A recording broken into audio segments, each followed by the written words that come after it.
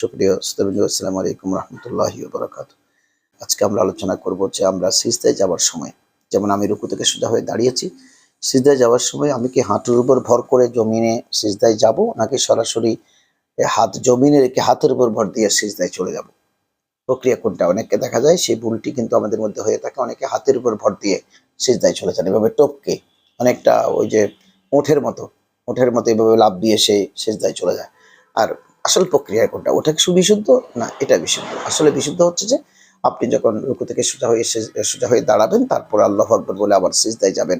তখন আপনার ২ হাঁটুতে আপনি হাতের ভার করবেন। ভর করে দোনো হাঁটু আস্তে করে গিয়ে জমিনে লাগবে। ১ম হাঁটু, অর্থাৎ ২ হাঁটুতে থাকবে, হাঁটুতে ২ হাতের ভার থাকবে, আর হাঁটু গিয়ে সরাসরি ১ম জমিনে যাবে।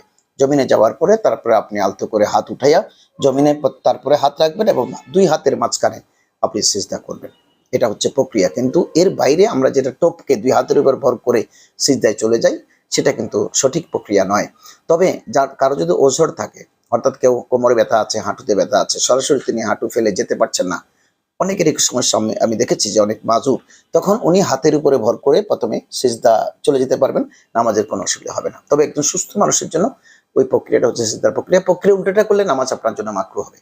নামাজ মাকরুহ হবে, আপনি সওয়াব কম পাবেন।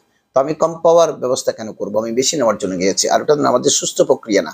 সুন্দর প্রক্রিয়াটা আপনাকে শিখে নিতে হবে, কোনটার আগে কোনটা যাবে, কোনটা পরে যাবে, কিভাবে আমি সিজদা করব, কিভাবে রুকু করব, কিভাবে রুকু থেকে উঠবো, কিভাবে সিজদা থেকে উঠবো।